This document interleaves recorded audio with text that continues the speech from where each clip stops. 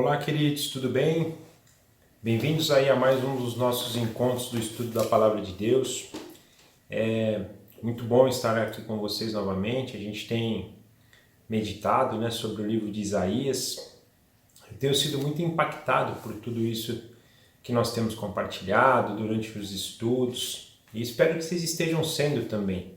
Esse livro é maravilhoso e traz assim para a gente ensinamentos de um valor assim inestimável, né? Eu tenho dito para vocês que durante o livro de Isaías a gente vê muitos paralelos ou profecias, né, na verdade, mostrando aí esse cenário de Deus mostrar o pecado do seu povo, o estado então da raça humana, mostrar a necessidade do arrependimento, mostrar que por meio dele mesmo a gente vai ter a restauração, né? Ele será aquele que vai prover para a gente a salvação, e quem toma posse dessa salvação, a maravilha que espera, né? O reino prometido, o Messias, o Rei dos Reis que vai reinar sobre todos eles, os restaurando, como também a condenação daqueles que não receberem essa salvação, né? Que não crerem na salvação por meio de Deus, e o castigo que está reservado para eles, né? Inclusive, aqui no livro de Isaías a gente vê já um castigo parcial, é uma mistura, na verdade, do castigo parcial com o castigo final, né? Então, o castigo parcial que Deus mandaria por meio da Babilônia, mas também já apontando para o castigo final, que vai ser no dia que o Senhor julgará esse mundo, aquele grande dia que Deus vai revelar a sua justiça, então vai dar para os seus escolhidos a salvação e vai derramar a ira, né? Vai derramar a sua justiça sobre aqueles que não creram no Salvador, que é o nosso Senhor Jesus Cristo. Então é um livro maravilhoso e hoje nós vamos continuar então, né, sobre essa caminhada. Nós na semana passada começamos o capítulo 2 e um pedaço do capítulo 3 e hoje nós vamos continuar terminando o capítulo 3, avançando pelo capítulo 4 e o capítulo 5. Nós selecionamos essa sessão, né, do capítulo 2 ao capítulo 5 por entender que é uma única profecia. Então nós devemos estudá-la aí de maneira conjunta para que a gente entenda esse cenário como um todo. E no início então do capítulo 2 nós começamos aí percebendo que a profecia aponta para o reinado futuro do nosso Senhor, né, reinado que será estabelecido sobre Jesus Cristo como Rei, né? E todos aqueles que fazem parte, que tomam como posse a salvação por meio de Jesus Cristo, vão herdar com ele esse reino e vão governar com ele, né? Um reino perfeito, um reino restaurado. Ele também fala e começa a aplicar esse conceito do dia do Senhor, né? Usando esse termo, né? O dia do Senhor ou naquele dia, apontando então para o dia que Deus vai vir para esse mundo, vai julgar esse mundo e vai conceder salvação, mas também vai condenar aqueles que não receberam essa salvação. Então nós vimos aí do versículo 6 ao versículo 22, ele apresentando um pouquinho as características desse grande dia, né, que Deus vai julgar o mundo. No capítulo 3 nós começamos a perceber que nesse dia vai ser um dia de julgamento, e aí traz numa primeira sessão do versículo 1 até o versículo 15, a condenação geral do povo de Judá e Jerusalém, com o objetivo de mostrar para eles esse julgamento, para que eles pudessem se arrepender. Essas profecias que Isaías vai nos dando, e todos os profetas, né, eles têm o objetivo de trazer o povo ao arrependimento, para que eles pudessem então voltar para Deus e reconhecer no Salvador a salvação, reconhecer que por meio da provisão de Deus, do renovo que ele enviaria, do Messias, que seria o meio para que eles encontrassem a salvação. Então, para que o povo largasse seus maus caminhos, para que largasse a impiedade e pudesse voltar para os caminhos do Senhor e não ser julgados. Então ele passa no início do 3 mostrando, né, esses julgamentos que vão acontecer para aqueles que não creem.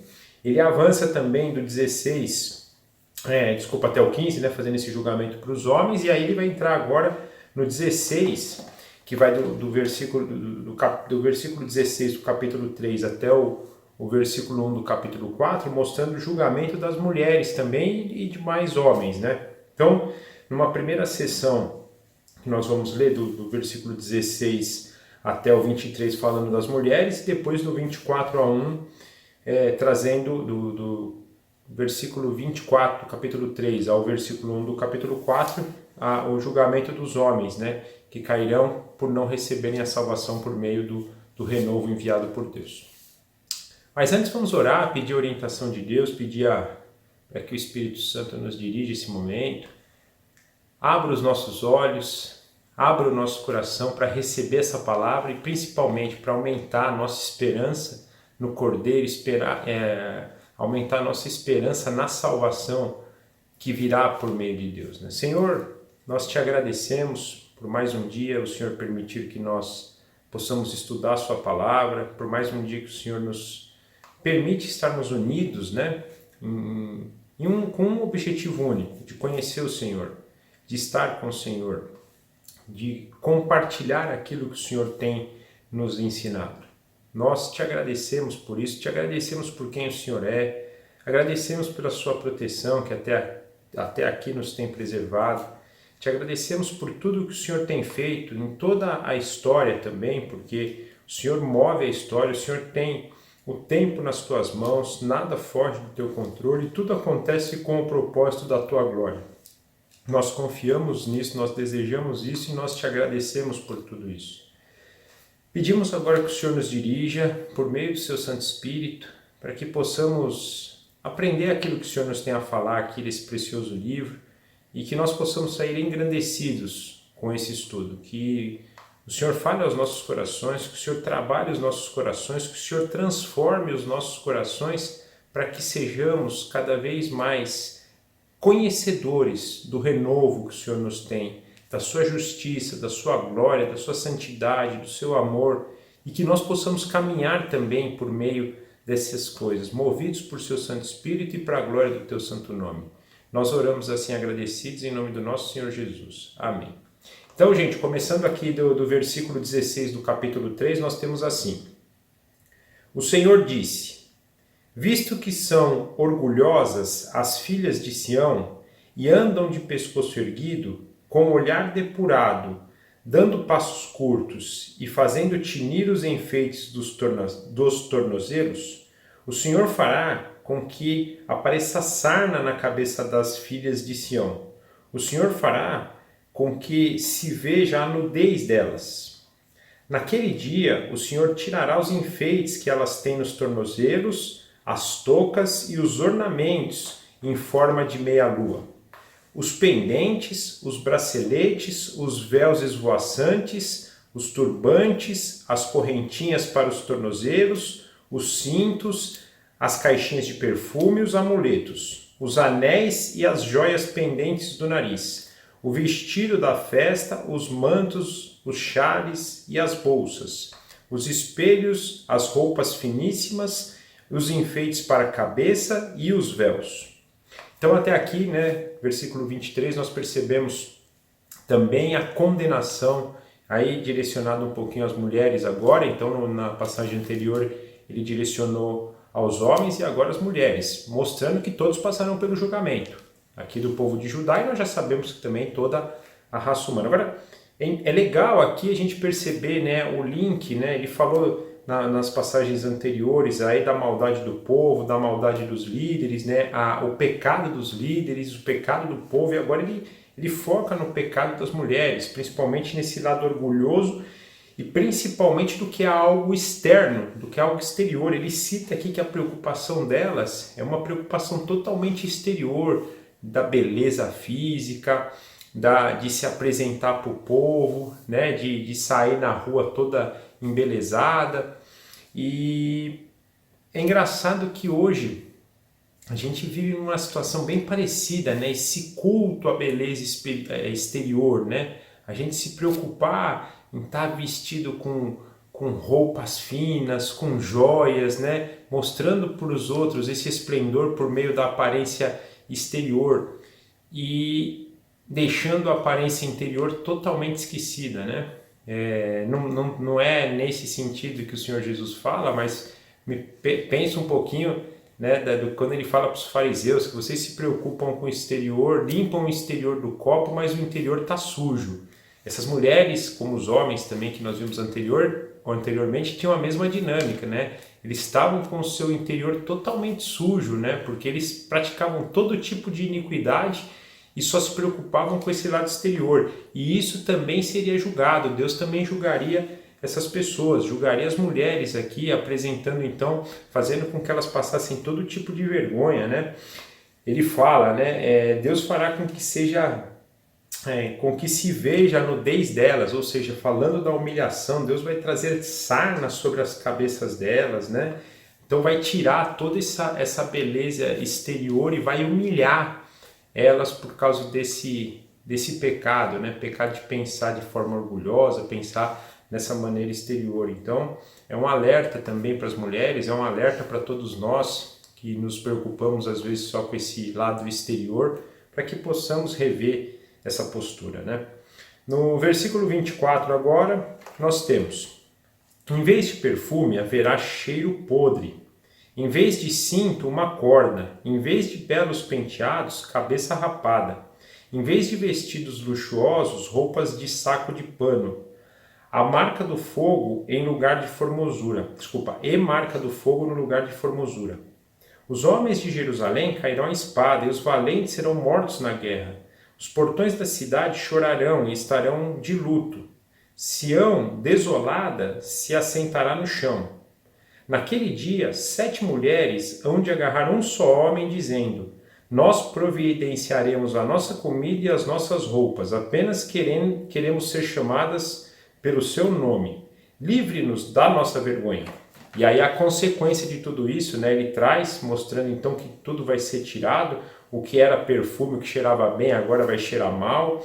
O que era um cinto bonito, agora se torna uma corda, ou seja, aquilo que era esplendoroso agora vai se tornar algo bem singelo, né? Isso vai ser dado para eles. Os penteados, aquelas coisas maravilhosas que eram feitas vão se transformar em cabeças rapadas. Olha que humilhação, né? Vestidos em sacos de pano, então mostrando tudo que vai ser tirado, pelo contrário, o que vai restar para eles, uma humilhação para elas, no caso aqui, né? Uma humilhação terrível, né? Marca de fogo em lugar de formosura, ou seja, o maltrato exterior, aquela beleza esplendorosa vai ser trocada aí por uma aparência de sofrimento, uma aparência de dor, uma aparência de humilhação, né? Verdadeiramente. Elas vão perder seus homens, e aqui, por isso que eu disse que alguns julgamentos aos homens também, muitos homens cairão à espada, né?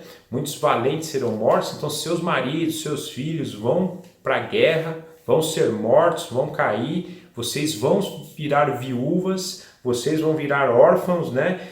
O negócio vai ser tão humilhante naquele dia que elas vão se trocar, vão se dar em casamento para um homem ter várias mulheres, porque não vai ter homem disponível, só para que elas não sejam humilhadas, né? Elas vão aceitar casar com que um homem case com várias mulheres, e elas mesmas vão providenciar o sustento delas sem preocupar o homem com isso, só pelo fato de elas serem casadas e não serem mais humilhadas. Vai chegar num ponto tão crítico, né? E aqui penso que é exatamente pensando nessa mistura do juízo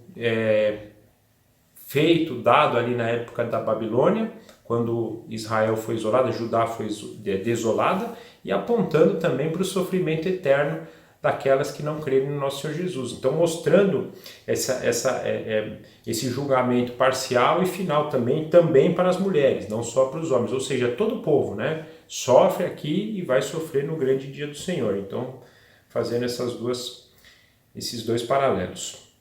Aí continuando, então, nós vamos entrar agora na seção do capítulo 4, versículo 2, que vai até o versículo 6, nós vamos ver agora o renovo, o Messias prometido. Então, nós vimos no início do 2, Deus falando do reino prometido. Agora nós vamos falar do rei, aquele que vai reinar sobre o reino. Mais uma vez eu chamo a nossa atenção, que lindo isso, né?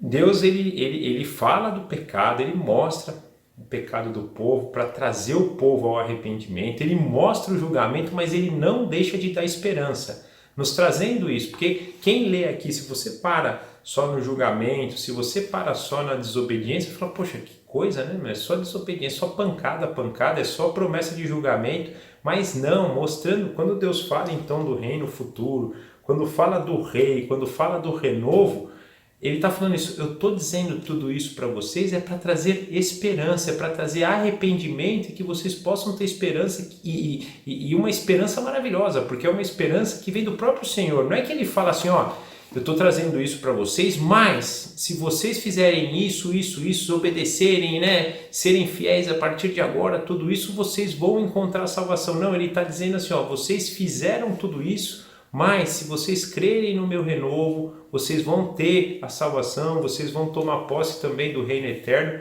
nos mostrando isso. Inclusive ele vai falar aqui que também o Senhor também vai dar essa justiça para eles. Também não é cobrando deles essa justiça, não é falando assim, ó, você não está obedecendo e agora você precisa obedecer de forma pessoal, de forma única. Não, ele está falando, eu quero trazer você para mim, venha para mim, e se você vier para mim, eu vou te capacitar para você seguir na lei. Nós vamos ver isso agora, quer ver? Então, do versículo 2 ao versículo 6 do capítulo 4, nós temos: naquele dia, o renovo do Senhor será de beleza e de glória, e o fruto da terra será o orgulho e a glória para os de Israel que forem salvos. Os restantes de Sião e os que ficarem em Jerusalém serão chamados de santos, isto é, todos os que estão escritos em Jerusalém para a vida. Naquele tempo, o Senhor lavará as impurezas das filhas de Sião e limpará de Jerusalém a culpa do sangue que há no meio dela, com o espírito de justiça e com o espírito purificador. Sobre todos os lugares do monte Sião e sobre todas as suas assembleias, o Senhor criará uma nuvem durante o dia e uma nuvem durante o dia e fumaça, e um clarão de fogo aceso durante a noite, porque toda a glória se estenderá em uma proteção, e haverá um tabernáculo para a sombra contra o calor do dia e para o refúgio e esconderijo contra a tempestade e a chuva. Então aqui essa indicação, né, do renovo do Senhor, a indicação do Messias prometido, purificando o povo, limpando o pecado do povo, introduzindo o espírito de justiça, o espírito purificador no povo e trazendo então essa salvação e proteção e orientação, né? Pensando, por exemplo, o profeta, então, ele tem em mente toda a história de Israel e ele faz essa menção aqui da coluna de fumaça, né, e do clarão de fogo à noite, por exemplo, trazendo o que Deus fez com eles no deserto. Quando Deus tira eles do Egito e faz com que eles caminhassem no deserto 40 anos, Deus estava todos os dias com eles por meio de uma coluna de vento que protegia eles do sol e também, de uma coluna de vento e de um clarão à noite que iluminava eles e protegia eles da mesma forma. Então, mais uma vez, ele não quer falar todo o mal do povo, falar do julgamento só para trazer isso para o povo, não é para mostrar que eles precisam voltar para o Senhor, para que o Senhor cuide deles. Gente, é importante a gente ter isso em mente.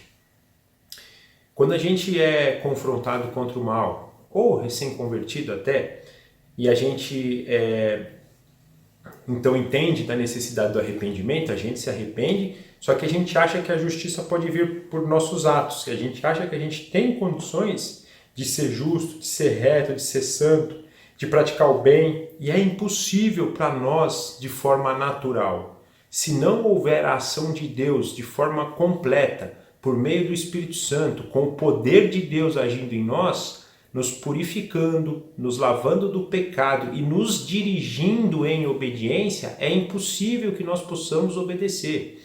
Então nós temos que ter isso em mente. Durante a nossa caminhada aqui, não é a nossa justiça que nos aproxima de Deus, não é a nossa justiça que dá salvação.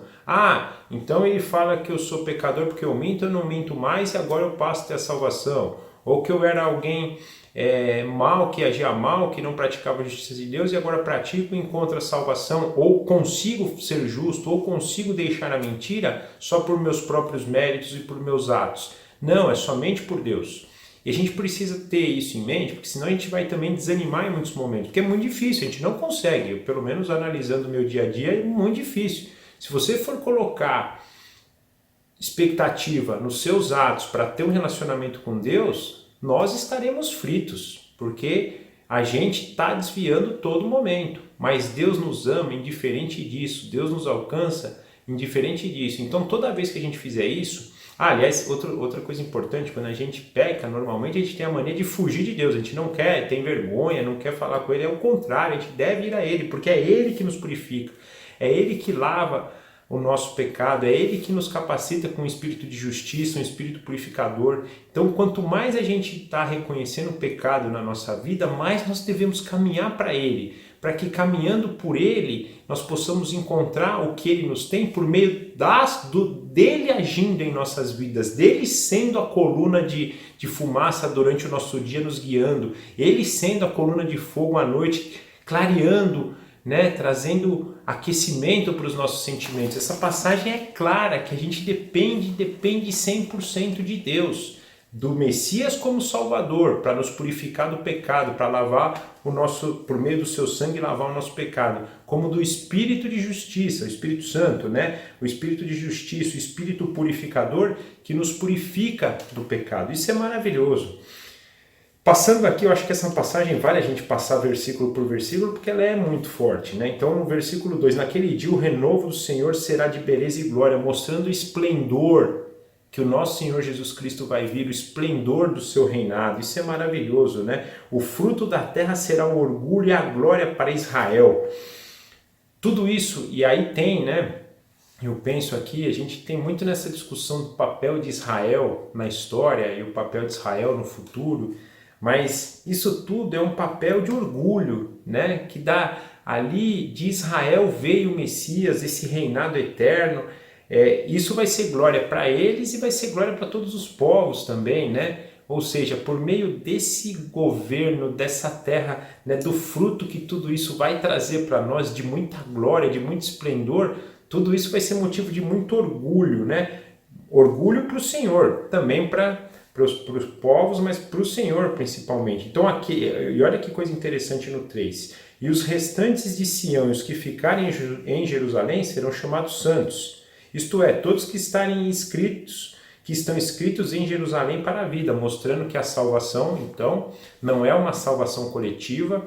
Então ele já estava indicando aqui que o fato, por exemplo, de ser filho de Abraão, o fato de ser circunciso, o fato de seguir a Torá lá não garantia para eles que todos os judeus ou todos os israelitas seriam salvos. Ele está dizendo somente aqueles que foram escritos. E aí já tem uma coisa interessante no texto aqui que ele fala que serão chamados santos, Eles vão ser separados, vão ser santificados, Mas mostrando também um pouquinho do chamado, Aqui logicamente é um chamado que eles serão reconhecidos como santos, como alguém totalmente separados do Senhor, mas lembrando, aqueles que são escolhidos do Senhor são separados do mundo, e aquele dia a separação vai ser perfeita, e é uma garantia que ao sermos chamados santos, e nós faremos parte aqui também disso, é que seremos santos, ou seja, o mal não vai habitar mais no nosso coração, o pecado não vai habitar mais no nosso coração,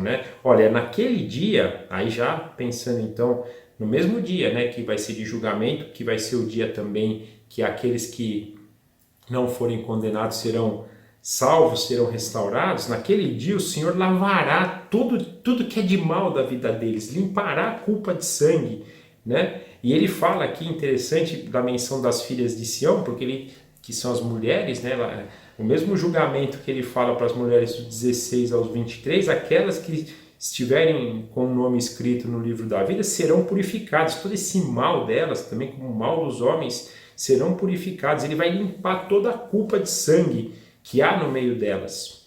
E aí no versículo 4, fazendo isso com o espírito de justiça e com o espírito purificador, ou seja, quando seremos purificados plenamente, quando não teremos mais impureza, quando seremos lavados de toda a impureza, quando tivermos a plenitude do Espírito Santo, que vai nos conduzir em justiça e vai nos conduzir em purificação.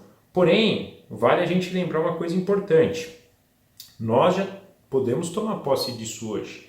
Quanto mais então nos entregamos à ação do Espírito Santo na nossa vida, mais purificados somos, mais justos somos. Então, contribuindo com aquilo que eu falei no início dessa passagem, no momento de falta de justiça na minha vida, de falta de santidade, eu não devo me afastar de Deus, eu devo correr para Deus, para que Ele me encha do Espírito Santo, que vai me conduzir por justiça e vai me conduzir para uma purificação do meu pecado. É importantíssimo isso, gente. Não depositem a confiança de vocês nos atos de vocês, ou nós não podemos depositar a nossa confiança nisso, porque nós falharemos. Nós devemos entender nossa total submissão a Deus, a submissão do Espírito Santo nas nossas vidas para que possamos parecer com o nosso Senhor Jesus Cristo. Essa passagem nos mostra que seremos purificados e seremos igual ao nosso Senhor a nível de purificação, de santidade e de justiça.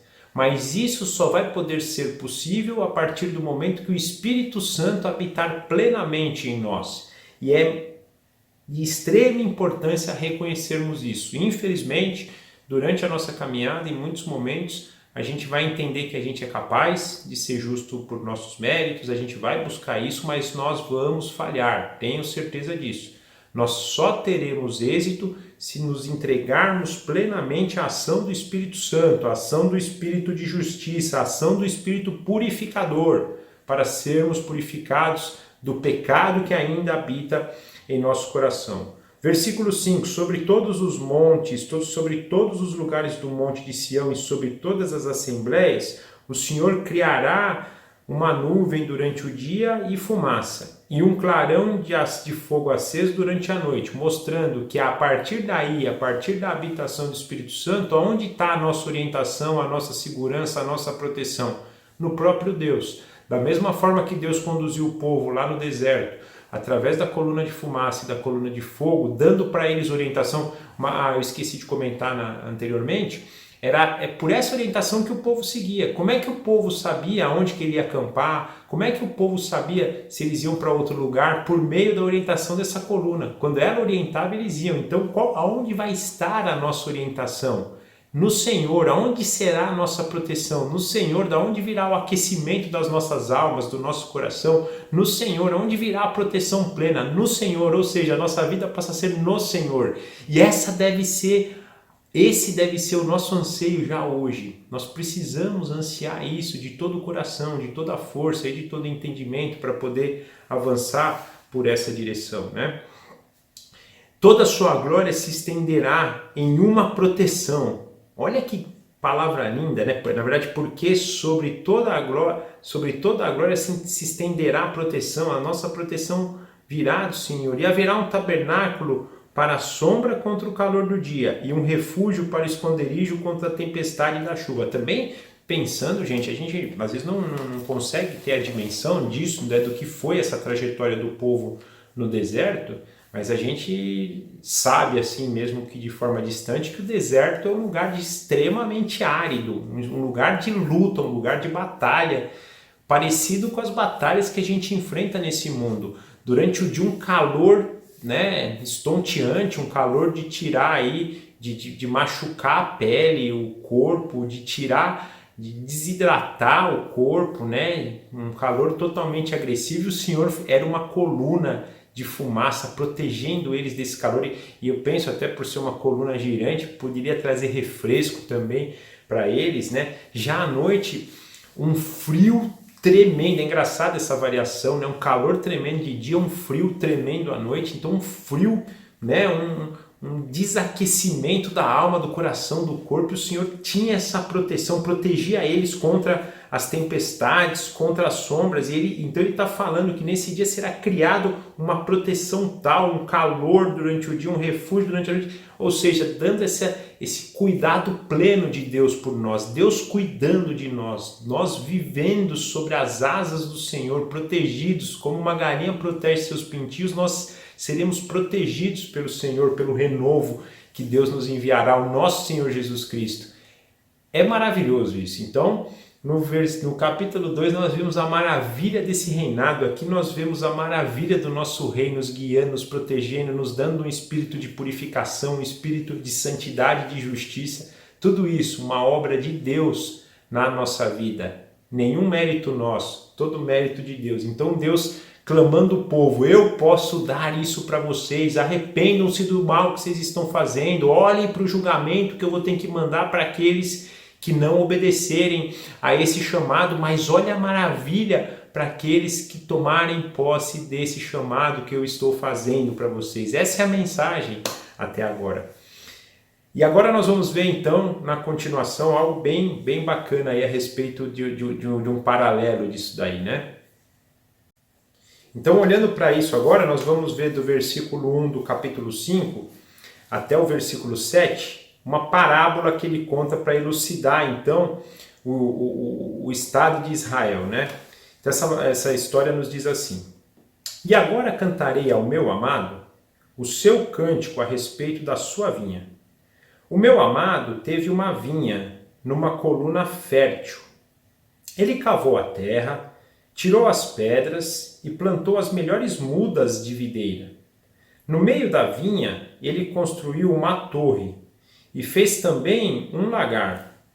Ele esperava que desse uvas boas, mas deu uvas bravas. E agora, ó moradores de Jerusalém e homens de Judá, peço que julguem entre mim e a minha vinha. Que mais se podia fazer à minha vinha, que eu não lhe tenha feito? E como, esperando eu que dessem uvas boas, veio produzir uvas bravas? E agora lhes darei a conhecer o que pretendo fazer com a minha vinha. Vou tirar a cerca que está ao redor, para que a vinha sirva de pasto.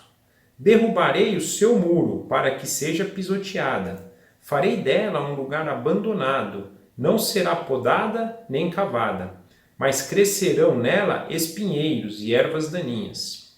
Também darei ordem às nuvens, para que não derramem chuva sobre ela.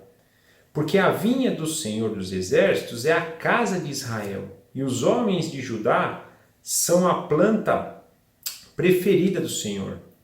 Este esperava retidão, mas eis aí opressão. Esperava justiça, mas eis aí clamor por causa da injustiça. Então agora o profeta nos aplica aqui uma parábola, né, através de uma canção, dizendo que ele vai cantar então para Deus, né? Deus usando o profeta para isso, né, uma canção que vai falar sobre uma vinha. E olha que lindo isso, né? O meu amado tinha uma vinha numa coluna fértil, ou seja, Deus tinha uma terra maravilhosa, fértil, e decide então, ele cava a terra, tira as pedras e planta nessa coluna fértil, nesse lugar fértil, mudas de videira, para que ela pudesse dar vinhas. Mas antes disso, né, o Senhor constrói torres e fez também um lagar, que era o lugar onde se pisava nas uvas para gerar os melhores vinhos, né? Esperando então ter proveito dessa vinha, né? Produzir uvas boas, produzir uvas que dessem um bom vinho, um bom suco, né? Mas ao contrário disso, acabam dando uvas bravas, uvas rebeldes. Então Deus constrói a melhor videira, ele faz tudo de bom, né, para essa videira, esperando que dessem uvas boas, mas o povo mais dá uvas bravas. E aí Deus então faz uma pergunta lá para os moradores. E agora? Meditem comigo. O que farei? Como é que a gente pode fazer com essa vinha? Como é que vai ser esse julgamento entre eu e minha vinha? Né? Tudo que eu podia fazer por ela eu fiz. O que eu não fiz? O que eu poderia ter feito? Não há, eu fiz tudo por eles. E eu esperava que dessem uvas boas, mas vieram uvas magras. Então falando, né? Deus fez tudo por Israel, Deus trouxe Israel para uma terra fértil, Deus produziu ou esperava produzir a justiça no meio deles e não. Pelo contrário, ele recebia a rebeldia de fora. E aí no versículo 5 ele continua. E agora, né? Eu vou ter que dizer o que eu pretendo fazer com a minha vinha. Vou tirar toda a proteção dela, né? Então ele fala, vou tirar a cerca, ou seja, vou desproteger ela para que ela serva vai servir para todo tipo de coisa que vier. Vai servir para pasto, vão vir os animais, vão derrubar ela, vão derrubar seus muros, vão pisotear suas vinhas, né? O lugar vai ficar abandonado, ela não vai ser mais cuidada, né? Não vou podar ela, não vou cavar, vão crescer ervas ali porque eu não vou estar cuidando mais, né? Darei ordens para que não chova mais, ou seja, a vinha vai ser destruída, né? O que eu podia fazer, eu fiz, mas as uvas vieram bravas. Então, vou deixar de cuidar da uva, vou tirar minha proteção da uva e deixar que aconteça, então, o que tem que acontecer. E aí, então, no versículo 7, Deus fala, né? Aplicando a parábola. A vinha é Israel, os homens são as uvas, né? Uvas que foram plantadas pelo Senhor, mas que em vez de darem resultado bom, que é a justiça, a retidão, pelo contrário, foi dado rebeldia, opressão. A uva foi má, então ela trouxe opressão e injustiça. Mostrando então o estado de Israel e o que iria acontecer com eles. Então, de novo, trazendo essa expectativa do presente com o futuro, né? No presente recente para eles, no futuro, né? Então, se a gente olha aqui, a gente vai perceber o que vai acontecer ali depois, mais para frente, na invasão babilônica, né? Basicamente é isso, eu vou tirar toda a sua proteção, vai vir um rei, vai pisotear vocês, e realmente foi o que aconteceu. Então, Isaías profetizando antes aqui já a destruição que viria, né? Que também vai ser uma destruição que vai acontecer no final dos tempos, no grande dia que Deus vai julgar, apontando para lá também, mas aqui trazendo esse julgamento, né? Mostrando, eu fiz tudo por vocês, eu trouxe vocês para a terra e dei para vocês tudo isso daqui, né? Plantei vocês aqui, minha glória habitou com vocês e vocês preferiram caminhos de injustiça. Portanto, eu tirarei a minha proteção de vocês. Gente, aqui é uma coisa importantíssima para a gente tirar, para a gente pensar, né? A pior coisa que pode acontecer com o homem, o dia que Deus fala, pode fazer a tua vontade, não vou mais, né, me opor. A gente tem que amar a Deus de todo o coração, de toda a força, de todo o entendimento, enquanto estamos sendo disciplinados. Porque isso quer dizer que ele ainda não desistiu, ele ainda está trabalhando o nosso coração. Romanos 1, no final do capítulo 1 de Romanos, Deus fala, eu entreguei os homens ao seu próprio desejo, ao seu próprio coração. É o pior, aí a gente lê lá e a gente vai ver a destruição, o estado deplorável que o homem fica quando isso acontece. Isso deve ser algo que a gente deve fugir, pelo contrário. E quando a gente ora, por exemplo, Pai Nosso, Senhor, não seja feita seja feita a tua vontade, né?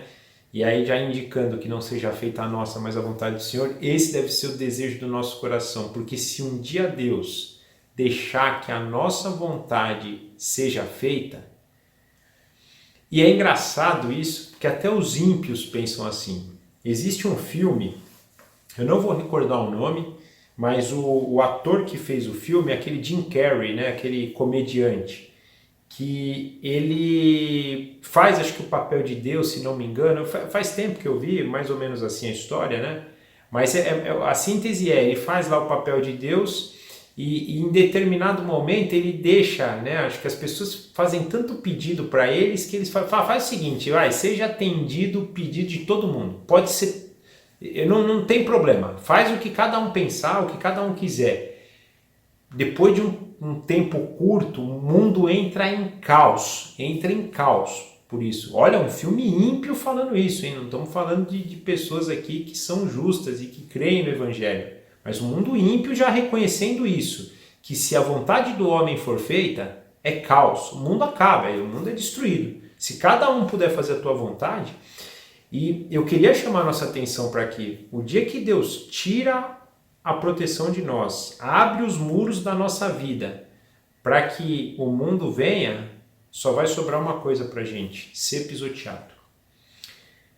Devemos desejar nunca sair da proteção de Deus, devemos desejar nunca que Deus deixe a nossa vontade prevalecer, porque o dia que isso acontecer, gente, é dia de morte, é dia de abandono, é dia de inimigo assolando a nossa vida. Que a gente possa ter isso em mente, porque é muito bom enquanto ainda estamos sendo disciplinados. Não se desanimem com a disciplina, não se desanimem com a correção, com a instrução, com a educação na justiça, porque é isso que vai garantir que Deus ainda protege, que Deus ainda está colocando muros na sua vida para que você possa ser protegido por Ele.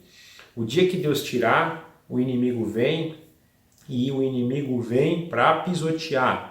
As ervas, olha que coisa interessante, ervas daninhas vão crescer. Se a gente pensar numa parábola que o Senhor Jesus contou, né, da semeadura, né, dos quatro, de grãos plantados em 4 tipos de solos diferentes, nós vamos ver que tem um deles que fala que a palavra até foi arraigada, mas cresceram tantas ervas daninhas que sufocaram, né, a palavra, né, sufocaram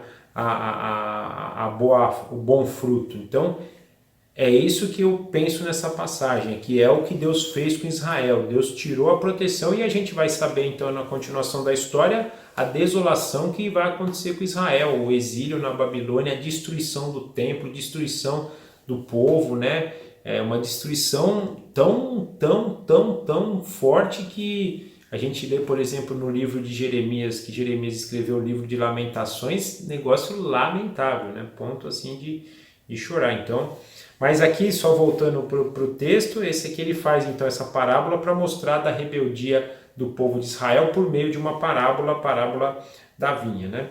Continuando, aí ele vai fazer agora aplicações na continuação do julgamento, mostrando o que vai acontecer com aqueles que rejeitarem então o renovo do Senhor, que rejeitarem a justiça de Deus, que rejeitarem, né, a salvação que vem por meio do chamado de Deus.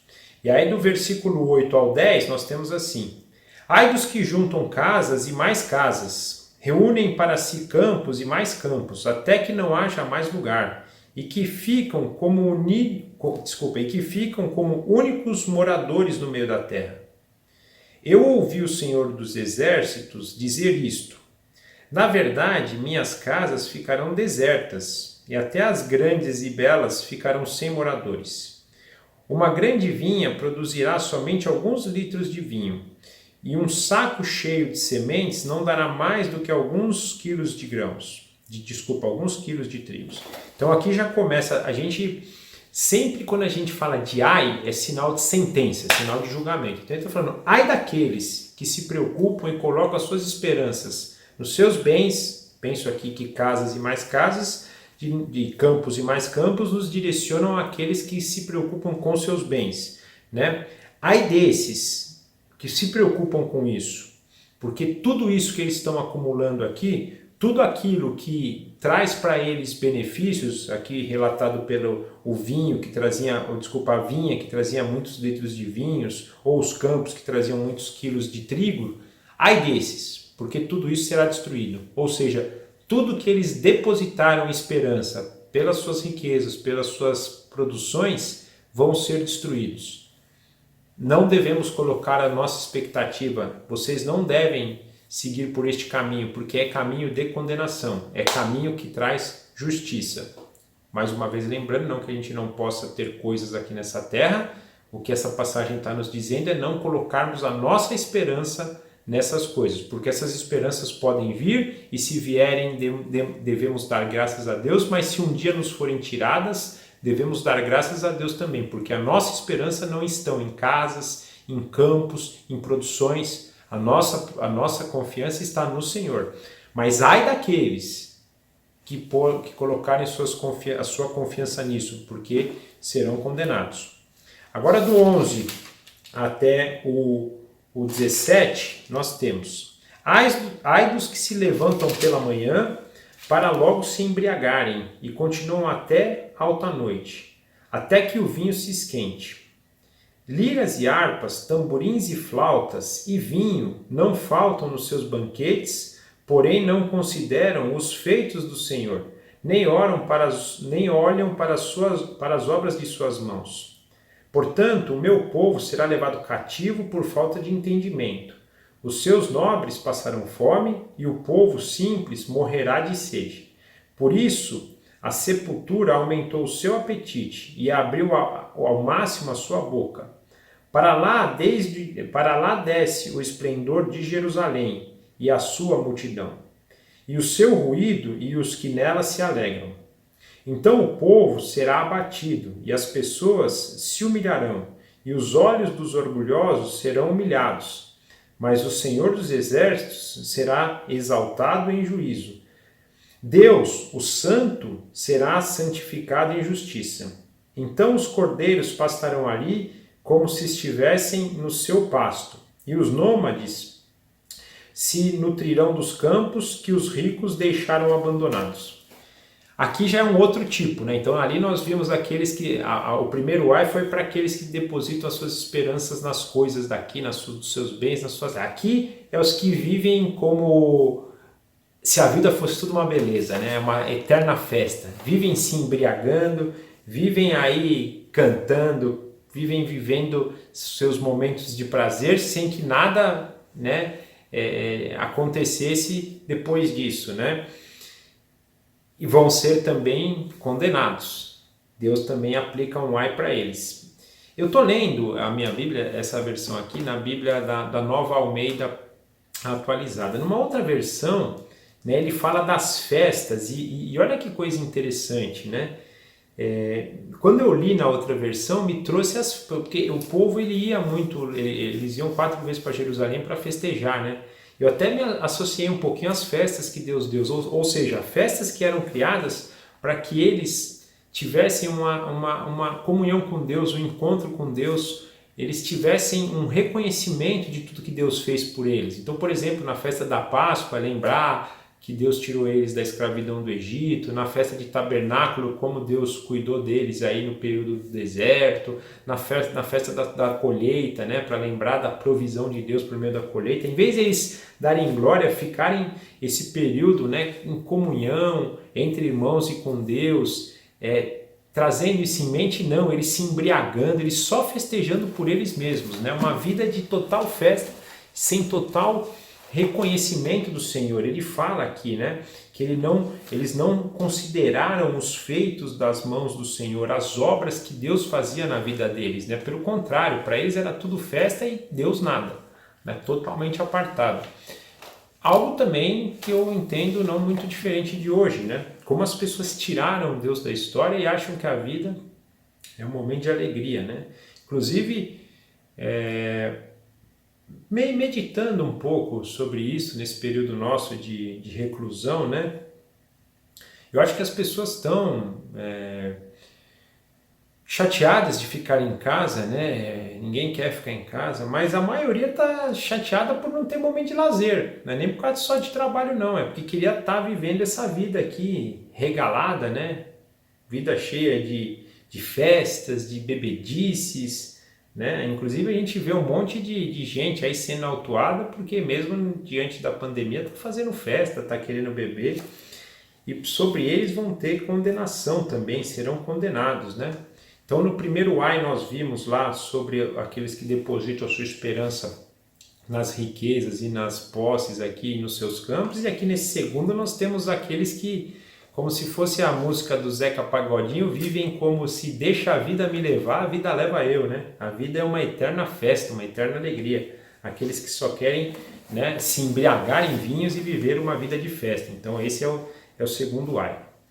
Já nessa próxima porção, nós vemos aqui uma seção de 4 ais que vai do versículo 18 ao versículo 23, e diz assim: ai dos que puxam para si a iniquidade com cordões de injustiça, que puxam o pecado como se faz com as cordas de uma carroça, e que dizem que Deus se apresse e termine logo a sua obra, para que vejamos, que se aproxime e se manifeste o conselho do Santo de Israel, para que a conheçamos. Aliás, eu vou parar nesse primeiro ai primeiro, no versículo 18 e 19, porque aqui tem algo muito impactante, gente. O terceiro tipo de condenação é sobre aqueles que se dizem, eu penso aqui, né, religiosos, mas que na verdade são pecadores, que vivem uma vida hipócrita. E aqui ele está trazendo esse contexto dos israelitas, que então na época eram o povo de Deus, que diziam: nós desejamos a volta do Messias, Nós desejamos que Deus nos revele e se manifeste para nós, mas eles não tinham noção que eles estavam vivendo uma vida totalmente apartada de Deus, e isso, em vez de trazer justiça para eles, ia trazer condenação. E aqui eu penso que pode ser uma aplicação muito forte para os que hoje se dizem crente, mas nunca foram alcançados pela graça de Deus, tendo uma vida religiosa, indo nos cultos domingo, orando lá em alguns momentos, mas tendo uma vida totalmente imersa no pecado, ou seja, nunca foram transformadas pelo Espírito de Deus, aquele Espírito que nós vimos no início do capítulo 4, Espírito purificador, Espírito de justiça. Então também aqui o terceiro tipo de condenação é para aqueles que penso aqui, que se dizem povo de Deus, mas não querem seguir a justiça de Deus, querem continuar a sua vida de pecado e ainda falam que o Senhor Jesus volte. Mal sabem eles que o dia que Jesus voltar vai ser um dia de salvação, mas para a salvação dos escolhidos, não para quem tem uma vida religiosa e uma vida que acredita que indo num culto de domingo, que fazendo uma oração ou outra, é uma vida de alguém que vai ser salvo. Então aqui é uma condenação dos possíveis religiosos, né? Agora no versículo 20 nós temos: ai dos que ao mal chamam de bem e ao bem chamam de mal, e que fazem das trevas luz e da luz fazem trevas, que mudam o amargo em doce e o doce mudam em amargo. Também um outro tipo de povo que vai ser condenado: aqueles que negligenciam totalmente o bem a ponto de achar que o mal que praticam é normal. Pô, Fabrício, como isso? Gente, um corrupto. Um corrupto, acho que não tá. Tem gente que. Eu vejo alguns políticos na televisão, com todo respeito aqui, mas você viu o Paulo Maluf falar? Não é possível. Não é possível. Não sei se alguém gosta dele, mas não é possível. Né? Eu brinco, é um fanfarrão. O cara, ele falava da corrupção dele como algo tão natural, tão normal. E a gente vê isso, gente. Estou falando dele, mas nós, como um todo, às vezes, né? E o mal, ele é mal, né? Um exemplo. Alguém perde a carteira de motorista, estourou os pontos. Vai num despachante, hoje a primeira coisa que o despachante fala para você não, paga R$1.000 e a tua carteira é restaurada na hora ali, sem fazer cursinho que tem que fazer, sem passar pelos processos. E eles falam de forma tão natural, aquilo que é mal, eles acham que é bom. E a gente cai nessa conversa às vezes, né? Nós não podemos, nós somos santos, nós somos chamados para ser santos, nós somos chamados para praticar justiça. E é engraçado que a hora que você se posicionar com uma pessoa dessa, não vou fazer isso. A pessoa fala, mas tá louco, todo mundo faz, porque o mal se transformou em bem. E o bem que a gente está fazendo para eles virou mal, porque ele vai falar, você é muito quadrado, você é muito rebelde, não pode. Olha a que ponto, né? A luz se transformar em trevas e a trevas em luz. É uma coisa assim, a gente brinca, né? Pôr ponto na carteira dos outros, né? Isso é mal, que a gente transformou em bem. E se eu falar isso para vocês, falar, o cara virou radical. Quer dizer, eu falar isso que é bem para vocês, desculpa, né? Para o mundo virou mal, né? Olha, isso aqui é uma coisa muito importante. E serão condenados também. Então, nós devemos praticar o bem sempre. Gente, isso não quer dizer que a gente, infelizmente, vai cair. Não estou falando assim, mas eu pus aí recentemente o ponto na carteira do amigo. Não ponha mais, e se um dia pôr, se arrepende. Não é isso, mais uma vez, a nossa justiça, esse ais aqui também serve para nos chamar arrependimento, que Deus vai condenar esses também. Mas nós sabemos que a condenação não vem só por isso, vem por a gente rejeitar o renovo de Deus, porque se a gente pratica essas coisas, mas a gente hoje mesmo voltar para esse renovo, tá pagado isso. Isso que é o lindo da história. Todos esses ais que a gente pode se enquadrar aqui, eu não preciso me desesperar, então se eu faço isso eu vou ser condenado. Não, se você faz isso, volta para Jesus Cristo, que é o seu Senhor e seu Salvador, que Ele vai te conduzir para você não fazer mais isso. Mas como é que eu sei se existe algum mal que hoje está tão intrínseco na sociedade que não é mal? Desculpa, se há algum mal na sociedade que chamam de bem e eu posso estar praticando, pede a Deus que Ele te orienta. Vá em oração a Jesus Cristo e peça, Senhor, me dê um espírito purificador cada vez maior. Me dê, que eu digo assim, o Espírito Santo habita em nós, mas eu digo para ele crescer em nós, né? De modo que eu possa enxergar aquilo que hoje é mal, mas que foi transformado em bem pelo baixo padrão moral da nossa sociedade. Me dê essa sabedoria, me dê esse entendimento, me dê entendimento daquilo que é trevas, mas que o povo mal transformou em luz, para que a gente possa caminhar em santidade. Quem vai trazer capacitação para isso, para a gente caminhar no bem? Quem vai nos elucidar se o que nós estamos fazendo é realmente luz, é realmente bem, e não mal transformado em bem, e não trevas transformado em luz? É o Espírito purificador, é o Espírito de justiça que vem de Deus. Que nós possamos ter isso. E toda vez que a gente olhar para um ai desse e falar, nossa, eu pratico esse ai, não fiquem chateados, mas voltem para Deus. Isso é importante. Versículo 21, ai dos que são sábios aos seus próprios olhos e inteligentes em seu próprio conceito. Então aqui aqueles soberbos, arrogantes, aqueles que acham que são, também serão condenados, aqueles que se colocam como mais inteligentes de todos, donos da verdade, e por aí em diante. E ai dos heróis para beber vinho e valentes para misturar bebida forte, que o suborno justificam o ímpio, que com suborno justificam o ímpio, e mais o justo negam a justiça. Então aqui penso dos poderosos, aqueles que se põem numa posição de poder. Então temos uma série de ais aqui declarando vários tipos de pessoas que serão condenadas e também chamando a atenção. Se vocês praticam alguma coisa dessa, vá àquele que tem poder para limpar o pecado de vocês e dar um espírito de justiça e um espírito de purificação, para que vocês larguem esses ais, né? E para terminar então o capítulo 5, nós vemos aqui um castigo final do povo, né? Então do versículo 24, portanto, assim como as labaredas consomem a palha e a erva seca se desfaz pela chama, assim a raiz deles será como podridão e a flor deles subirá como pó, porque rejeitaram a lei do Senhor dos Exércitos e desprezaram a palavra do Santo de Israel. Por isso a ira do Senhor se acendeu contra o seu povo, povo contra o qual estendeu a mão e ao qual castigou. Os montes tremeram e os seus cadáveres são como lixo no meio da rua. Nem com tudo isso se desviou a ira de Deus e a mão dele continua estendida. Ele levantará um estandarte para as nações distantes e lhes assobiará para que venham das extremidades da terra, e eis que elas vêm rapidamente com toda a pressa. Não há entre elas quem esteja cansado, nem quem tropece, ninguém que dormita nem dorme. Nem eles não desatam o cinto dos seus lombos e as correias das suas sandálias, nem se rompem.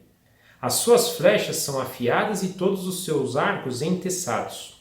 Os cascos dos seus cavalos são duros como pedra e as rodas dos seus carros de guerra são como um redemoinho.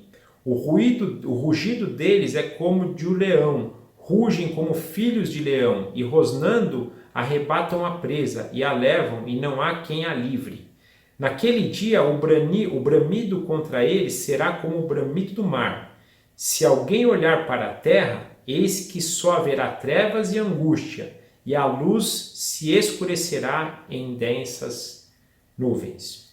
Por fim, então, o profeta aqui termina essa profecia que começa no capítulo 2 e termina no 5, mostrando o castigo de Deus e aqui apontando, né, que eles receberam a lei do Senhor para que essa lei pudesse produzir para eles justiça, que Deus já disse que não era possível por meio deles, mas para que eles pudessem voltar para Deus, para que Deus fosse o jardineiro deles, que cuidasse deles, né? Mas que o povo rejeitou, por isso eles seriam castigados. E aponta que esse castigo aqui vai vir por meio, então, de um povo estrangeiro, já apontando para a Babilônia, povo que vai vir com um poder, né? Vai ser direcionado para uma destruição muito grande, um povo tenebroso, um povo temível, um povo terrível, que iria castigar o povo então, mas que esse castigo não era por esse povo ser terrível, temível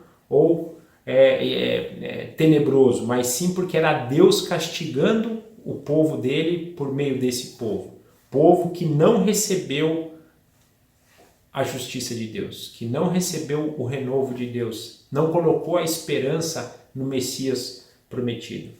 Então, finalizamos aqui esse bloco entendendo isso, bloco que nos trouxe expectativa do reino de Deus, expectativa do renovo de Deus, do espírito de purificação e do espírito de justiça que Deus dá para os seus filhos. Tudo isso para que eles tivessem esperança ao invés e também pudessem se confrontar, mostrando também o pecado deles, mostrando o julgamento que Deus traía para eles se eles não recebessem esse renovo.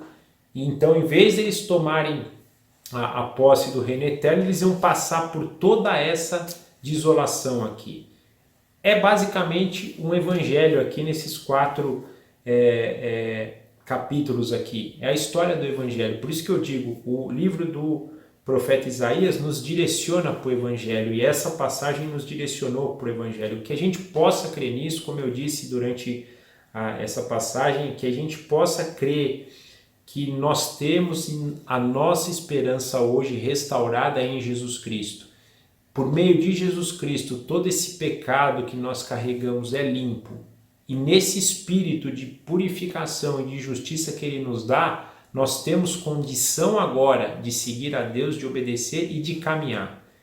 Um dia seremos restaurados plenamente, um dia não pecaremos mais, estaremos com o nosso Senhor nesse reino prometido, restaurados, limpos, com a lei do coração gravada em nosso coração, com a lei do Senhor, gravada em nosso coração, com plenitude do Espírito Santo.